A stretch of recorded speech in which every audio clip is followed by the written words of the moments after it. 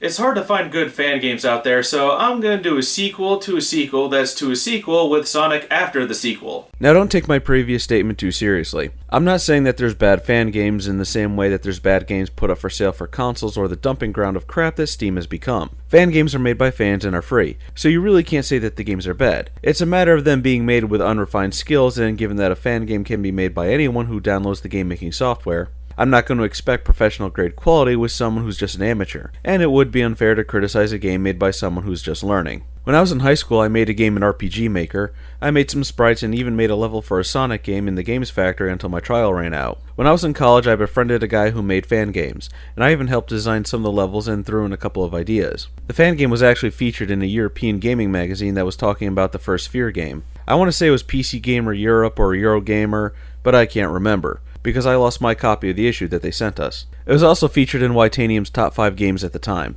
We started a sequel, but then there was complications to say the least. There was a demo, but nothing else past that. So I've dabbled in fan game development in the past, and it wasn't until recently where I started to put my college skills to work, but that's a video for another time. Sonic After the Sequel was developed once again by Lake Feperd, and was completed only 9 months after the first. What held up production was that the music was not finished, leading some to believe that Lake Feperd is a hive mind, a robot, or using an illegal workforce, as he's known to work extremely fast. This game was featured on either Joystick or Kotaku, and that's why I learned of the previous game that I reviewed last week. I played the first few stages, and that's when I realized that I needed to play the first. The graphics are just as good as the first, but the sprites are improved. Sonic has some custom animations, like when he charges up for the peel out, and his falling animation is based on the Sonic CD falling sprite that was used like twice in that game. Tails has a new sprite as well, and it looks really good, much better than the one from the first game, making the sprite look more original than just ripped from the original cartridge. The music in this game is still just as good as the first, fitting the levels perfectly, even more so than the first actually. This game has a much better presentation. Lake Feperd really stepped up his game with this one.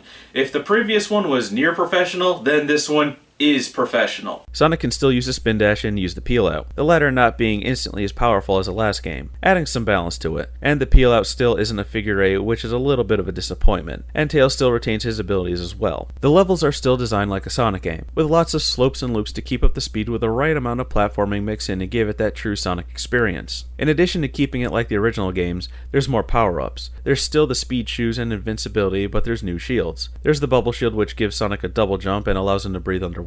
This shield was in the first one too, but only briefly. There's a shield that gives Sonic a ground pound, and the fire shield makes a return to give Sonic the air dash and fire invulnerability. But there's also other powers that have been borrowed from the Kirby games. One of them that I ran into is the Jester Hat, allowing you to do an energy slash or charge it for a slow moving energy ball. It's really only needed to break down certain walls, but other than that, it's pretty underplayed. And it's a mechanic that's not really needed for a Sonic game. I know that someone's going to bring up the Wisp from Sonic Colors. Well, yeah, they work and are more utilized for exploration, but they're underplayed if you're going from point A to point B. Just because a mechanic is underplayed or overall not needed doesn't mean that it's bad, it just falls into the category of mostly optional. The game has been fine-tuned from its predecessor. For starters, the underwater physics are exactly as how they should be. They hinder you exactly how they did in the Genesis days, and bouncing off of things is relevant to how much force and momentum was in the jump. So unlike the first game, bouncing off of Eggman and one of his giant robots doesn't cause you to go flying off in a different direction. It's more controlled than the first, but the boss battles are still pretty easy, and are in the style of running alongside Eggman and hitting him until he's defeated. In this game you can play either story mode or classic mode.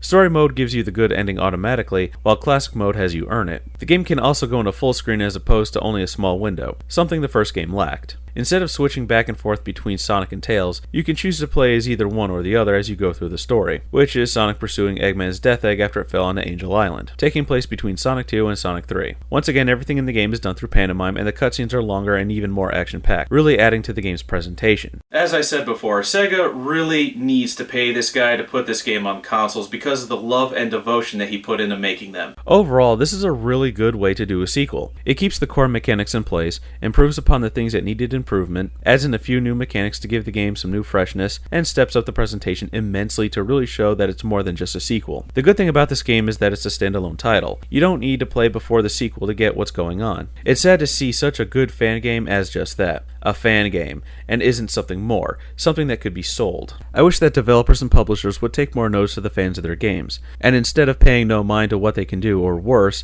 slap them in the face with a cease and desist letter, actually hire them to produce things for them. Because there are people out there, while they may not have a degree in the required field, they could be a prodigy at it, and they don't need a $45,000 piece of paper that says they can do what they already knew what to do because they're gifted at it. If before the sequel got such a high score, then it's only appropriate for after the sequel, which improved upon everything, to get a perfect score. Sega really needs to hire this guy to make classic 2D Sonic games for them.